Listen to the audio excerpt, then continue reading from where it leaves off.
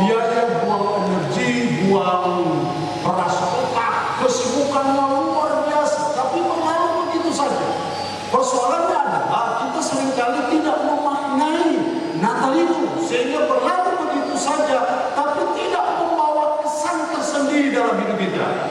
Harapannya kan ketika kita memperingati Natal, kita menyadari akan arti penting Natal itu, makna Natal itu dalam hidup kita, lalu kita berintrospeksi diri, evaluasi diri, assessment diri.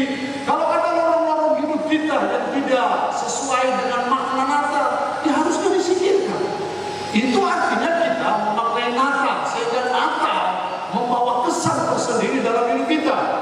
Sehingga kita buang biaya, buang energi, buang apapun tidak apa-apa kalau ada feedbacknya, ada dampak yang ditimbulkan. Karena itu firman Allah hari ini kita belajar akan 3 makna Natal. Setelah kita memahami maknanya dan kita ambil makna itu dalam hidup kita, sehingga itu yang kita bawa dalam perjalanan hidup kita memasuki tahun yang baru ini. Kalau Anda perhatikan yang pertama, makna Natal itu kalau Anda perhatikan dalam ayat 19, karena Yusuf suaminya seorang yang tulus hati dan tidak mau mencemarkan nama istrinya di muka umum, ia bermaksud menceraikannya dengan diam-diam. Yusuf dan Maria pada waktu itu belum dalam status pernikahan, masih dalam status pertunangan. Tapi dalam tradisi Yahudi, status pertunangan itu sudah hampir sama dengan status pernikahan. Ketika dia dengar kabar bahwa calon istrinya ini sudah mengandung, siapa laki-laki yang mau? Syukur saja ada malaikat yang memberitahu bahwa Yusuf, Maria mengandung itu bukan karena dia melayani dengan laki-laki yang lain. Maria mengandung itu karena pekerjaan Roh Kudus, karena dikandung oleh Roh Kudus, karena kuasa Roh Kudus. Dan akhirnya apa yang terjadi? Dalam ayatnya yang ke-24, sesudah bangun dari tidurnya, Yusuf berbuat seperti yang diperintahkan malaikat Tuhan itu kepadanya. Ia mengambil Maria sebagai istri. Tadinya mau menceraikannya dengan diam-diam, tapi karena diyakinkan oleh malaikat bahwa dia mengandung karena kuasa Roh Kudus, dan akhirnya mereka dirukunkan kembali, dipersatukan kembali, didamaikan kembali, dan itulah Natal. Jadi dengan kata lain, makna Natal itu membawa rekonsiliasi. Natal itu menyelamatkan keluarga, membawa kerukunan dalam keluarga, membawa damai dalam keluarga. Jadi momentum Natal adalah momentum untuk kita saling berdamai. Kita hidup rukun satu dengan yang lain. Makanya firman Allah dalam Mazmur 133, sungguh alangkah baik dan indahnya, baik dan indah apabila saudara-saudara dia bersama dengan rukun. Ayat 3, sebab kesanalah Tuhan memerintahkan berkat. Kehidupan itu selama-lamanya. Hidup rukun saja sudah mendatangkan berkat, tidak perlu berdoa ini. Belum berdoa ini. Kalau kita sudah hidup rukun, keluarga hidup rukun, masyarakat hidup rukun, firman Allah berkata Tuhan perintahkan berkat kamu ke sana. Tidak perlu berdoa ini. Apalagi kalau kita berdoa, ditambah hidup rukun, pasti mendatangkan berkat. Tapi persoalan kita adalah kita hanya berdoa minta berkat, tapi tidak hidup rukun. Bagaimana mendatangkan berkat? Jadi mari di momentum perayaan Natal ini, masuk tahun yang baru ini, mari kita rukun, mari kita hidup damai satu dengan yang lain, berdamai dengan Allah, berdamai dengan sesama, berdamai dengan Allah. Itu yang Tuhan mau dalam hidup kita sebagai umat Tuhan. Ingat bahwa Tuhan kita diberi gelar King of Peace, Raja Damai. Kenapa dia disebut Raja Damai? Karena dialah yang merekonsiliasi hubungan antara Allah dan manusia. Sebelum manusia jatuh dalam dosa, hubungan antara Allah dan manusia itu rukun. Allah bisa bicara dengan manusia, manusia bicara dengan Allah. Setelah Kejadian pasal 3, manusia jatuh dalam dosa, ada jurang, jembatan putus antara Allah dan manusia. Karena itu Yesus datang merekonsiliasi hubungan antara Allah dan manusia, makanya dia disebut sebagai Raja Damai. Dan kalau Tuhan kita Raja Damai, harusnya kan kita bawa DNA sang Raja Damai. Sehingga dimanapun kita pergi, dimanapun kita menaikkan tugas dan tanggung jawab kita, spirit rekonsiliasi, spirit membawa damai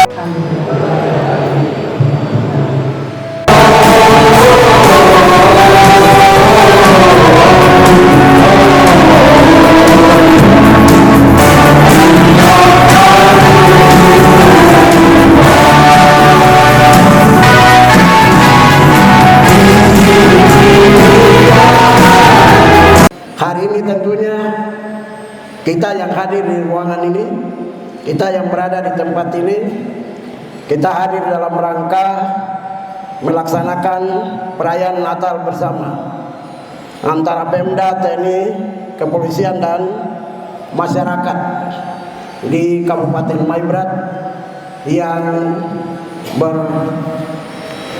kita laksanakan pada hari ini tanggal 6 Januari tahun 2026 dengan keadaan damai sukacita.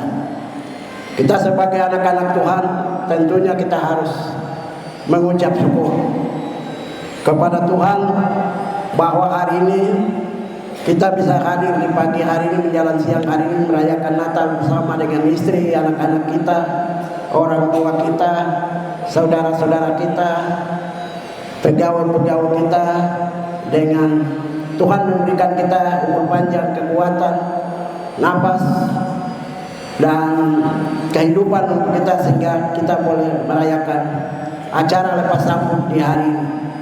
Itu harus kita patut mengucap syukur kepada Tuhan. Di sisi keluarga kita, di kiri kanan kita, ada yang mengakhiri tahun dengan kesedihan, ada yang meninggal pergi tinggalkan istri, anak-anak, ada juga yang mengawali tahun baru sebelum tanggal 1. Kita juga orang Maibrat yang membuka lembaran itu mengakhiri. Banyak juga yang meninggal di tahun baru, di tahun yang baru juga mengawali kematian. Hampir ada 5 orang kita buka lembaran baru. Tapi hari ini harus kita patut mengucap syukur kepada Tuhan bahwa Tuhan masih kasih hikmat, akal budi, nafas, kehidupan bagi kita sehingga kita boleh hadir di tempat ini merayakan Natal sekaligus acara lepas sambut antara Pemda, TNI, kepolisian dan masyarakat yang ada di Kabupaten Maibrat yang berlangsung di Aula Sambusiret Kabupaten Maibrat. Itu yang harus kita syukuri dan kita wajib untuk mengucap syukur kepada Tuhan. Hal yang kedua, saya menyampaikan pesan dan kesan Natal. Pertama itu kesan Natal hari ini harus kita mengucap syukur kepada Tuhan karena Tuhan bisa menghadirkan kita untuk hidup sama-sama di hari ini. Kita boleh mengakhiri di tahun 2025 ini dengan baik. Tuhan bisa menghantarkan kita sehingga kita bisa berada di tempat ini dalam rangka melaksanakan perayaan Natal Pemda, TNI, kepolisian dan masyarakat di tempat ini.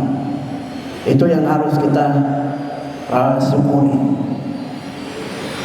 Kemudian kesan yang kedua, saya selaku Bupati Kabupaten Maibrat bersama Pak Wakil, Sekda dan jajarannya, kami sampaikan bahwa perjalanan penyelenggaraan pemerintahan sudah berjalan dalam kurun waktu sudah hampir 10 bulan lebih ketika kami berada di tempat ini, di kantor ini, sejak kami dilantik tanggal 6 Maret. Saya dan Pak Wakil Bupati bersama Pak Sekda, kami menyelenggarakan pemerintahan mulai dari bulan Maret sampai dengan agenda-agenda pemerintahan yang kita lewatkan dengan baik. Kemarin kemarin itu kita sudah lantik tanggal 30 itu kado Natal, kita lantik DPRK. Ini juga merupakan pergumulan yang panjang. Doa semua kita yang ada ini, para hamba Tuhan maupun kita semua, DPR kita melalui mekanisme pengangkatan melalui proses yang panjang. Sehingga tanggal 30 itu merupakan kado Natal yang harus kita persembahkan untuk Bapak Ibu orang asli Papua yang 5 orang pada tanggal 30 itu sudah mengambil sumpah pengucapan sumpah dan janji sebagai anggota DPR, mekanisme pengangkatan periode 2024-2029 yang akan datang. Walaupun melalui proses yang panjang, tapi Bapak Ibu bisa sabar sehingga hak Bapak Ibu sudah dilantik dan secara resmi sebagai Bapak Ibu anggota Dewan yang terhormat. Kemudian yang berikut kerjasama antara Pemda, TNI, kepolisian dengan tokoh masyarakat, tokoh agama, tokoh pemuda, tokoh perempuan. Kita sama-sama menjamin keamanan, berkolaborasi dengan TNI dan kepolisian. Kita jamin keamanan sehingga situasi Maibrat yang dulunya jadi zona merah sekarang sudah dalam keadaan damai, sukacita. Itu sudah teruji dan terbukti bahwa kita ini sudah keliling, saya Pak Wakil, Pak Sekda, kami sudah keliling di Maibrat ini, sudah dalam situasi yang aman. Walaupun ada hal-hal yang seringkali muncul dadakan dan lain, itu di luar dugaan kita, dan tetap kita berdoa kiranya kita kabupaten ini hadir untuk membawa berkat, membawa pembaharuan, membawa perubahan, membawa kebaikan bagi saya, Bapak, Ibu, dan kita semua. Jadikan kabupaten ini sebagai rumah kita, tempat di mana Tuhan kasih berkat untuk kita bekerja untuk memperoleh hidup kita dibayar gaji oleh pemerintah. Kita harus bekerja melayani masyarakat kita dengan setia, dengan taat, tidak bisa kerja dengan aku. Aku bukan menyelesaikan masalah. Kalau kita sama-sama rukun seperti tadi disampaikan oleh Pak Riki Montang tadi melalui firman Tuhan, kita hidup rukun itu indah, damai. Kalau kita ketika hidup bersatu, rukun, pekerjaan seberat apapun itu pasti kita selesaikan. Terutama kita mengandalkan semua pergumulan kita, persoalan yang kita hadapi, proses penyelenggaraan pemerintahan yang kita hadapi. Kalau kita landaskan itu sungguh-sungguh kepada Tuhan, tidak ada sesuatu yang sulit untuk kita lewati. Kalau ketika Tuhan campur tangan, semua itu kita selesaikan dengan baik.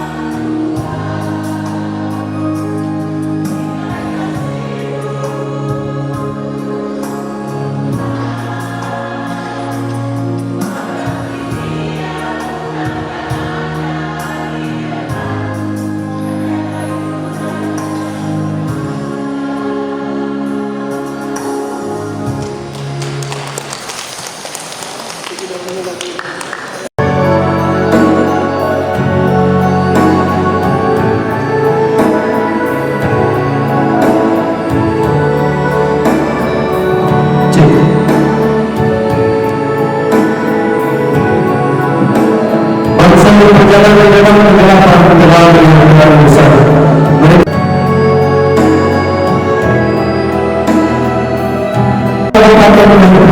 Kami percaya pada satu kali sejauh yang lalu kata mereka itu